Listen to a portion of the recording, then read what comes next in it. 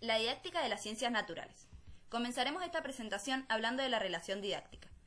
Este modelo teórico se representa simbólicamente mediante un triángulo, en cuyos vértices se ubican el docente, el alumno y el objeto de conocimiento. Cuando nos referimos al vértice que representa al docente, distinguimos a un sujeto con la intención de enseñar y aprender simultáneamente, ya que éste es el encargado de facilitar y guiar el aprendizaje. Asimismo, se entrelaza el qué, cómo y para qué enseñar, y condiciona la forma, el contenido y el tiempo de enseñanza. Cuando hablamos de enseñar, decimos que es un proceso de transmisión de conocimientos, donde se utilizan estrategias didácticas como por ejemplo debates y proyectos. Y además se utilizan recursos didácticos, como diferentes materiales, imágenes, videos, entre otros. Es importante la retroalimentación continua y la adaptación de la enseñanza según las necesidades de cada alumno.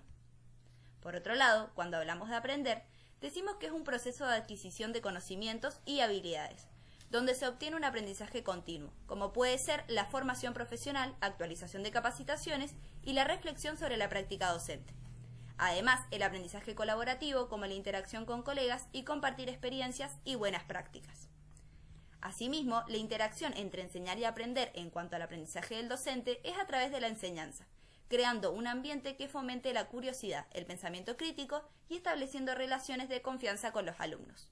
También es importante el impacto en el aprendizaje de los estudiantes, ya que el docente es un modelo a seguir, influenciando en la motivación y el compromiso de ellos, y creando un entorno propicio para el aprendizaje significativo. En estas imágenes vemos a un docente interactuando con estudiantes, mostrando un papel activo en el proceso de enseñanza. También observamos a docentes reflexionando sobre sus prácticas, ya que es importante una formación continua. Acerca de la noción del objetivo obstáculo.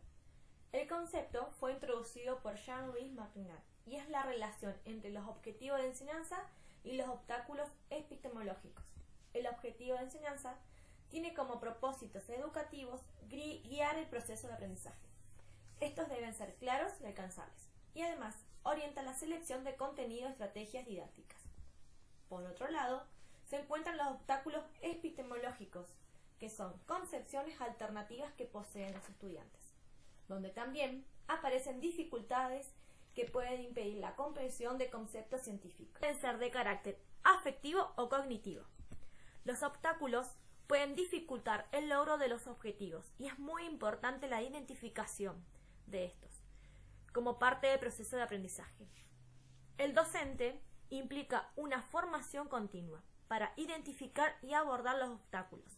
Asimismo, una reflexión sobre la práctica docente y ajuste de estrategias. En estas imágenes hace referencia a los obstáculos que enfrentamos como estudiantes y docentes para lograr diferentes objetivos. Preservación del sentido del conocimiento en las actividades. Podemos utilizar estrategias para la preservación del sentido, como el uso de ejemplos concretos y relevantes que conecten teoría y práctica, y además fomentar la reflexión crítica sobre los contenidos. La transposición didáctica interna es el proceso de adaptación de los contenidos científicos a un formato accesible para los alumnos, contenidos comprensibles y relevantes.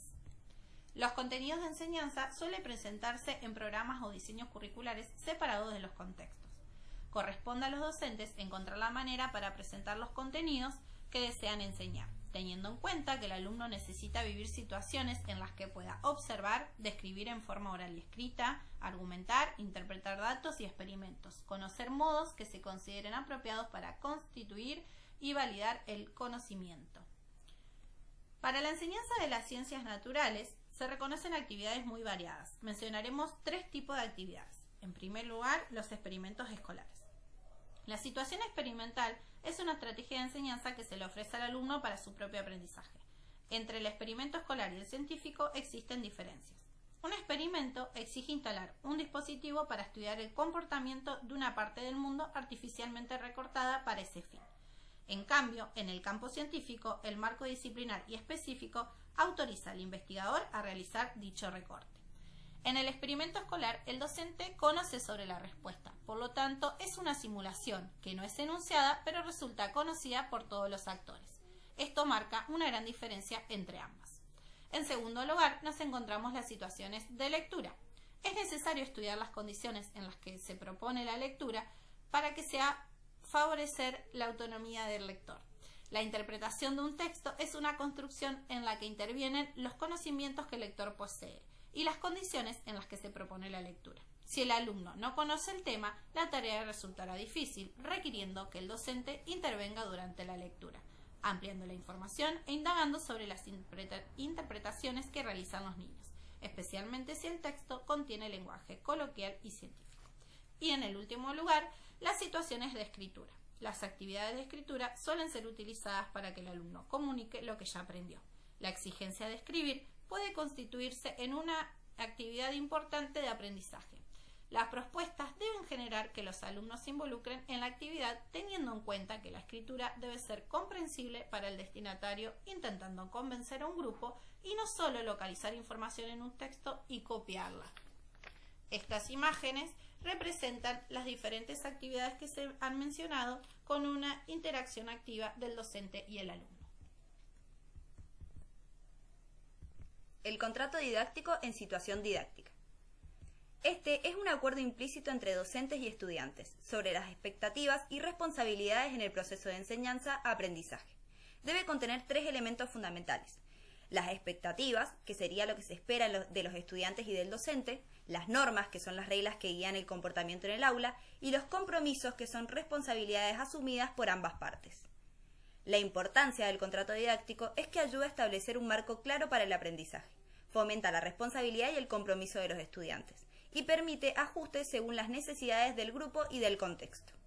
Por otro lado, se encuentra presente la situación didáctica, que es el contexto en el que se lleva a cabo el proceso de enseñanza-aprendizaje, y está compuesta por el docente, que es el facilitador del aprendizaje, guía y evaluador; los estudiantes, que son sujetos activos en su propio proceso de aprendizaje; el contenido, que son los conocimientos y habilidades que se enseñan; y los recursos didácticos que se utilizan en el aula.